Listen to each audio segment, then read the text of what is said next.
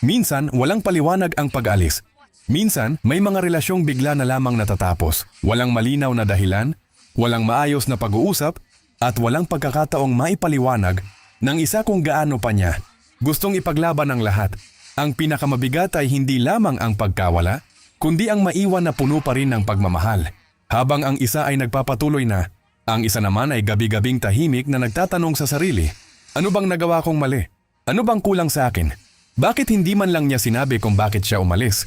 Paulit-ulit mong binabalikan ang mga alaala, hinahanap ang isang pagkakamaling baka hindi mo napansin.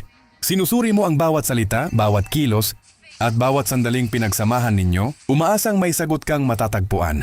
Pero minsan, walang sagot na darating. At sana matutunan mong tanggapin na hindi lahat ng pagtatapos ay nangangahulugang ikaw ang may kasalanan. Hindi dahil iniwan ka ay wala ka ng halaga. Hindi dahil hindi ka pinili ay hindi ka karapat-dapat mahalin. May mga taong umaalis hindi dahil kulang ka, kundi dahil hindi na nila kayang panindigan ang pagmamahalang minsan nilang ipinangako. Kaya kung hanggang ngayon ay hinahanap mo pa rin ang dahilan, tandaan mo ito. Hindi mo kailangang ubusin ang sarili mo sa paghahanap ng sagot na ayaw namang ibigay sa iyo. May mga bagay na kailangang tanggapin kahit masakit.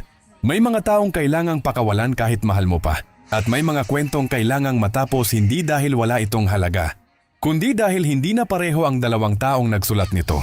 Darating ang araw na hindi mo na itatanong kung ano ang kulang sa iyo. Sa halip, masasabi mo sa sarili mo, hindi pala ako kulang. Minahal ko lang ang taong hindi na kayang manatili.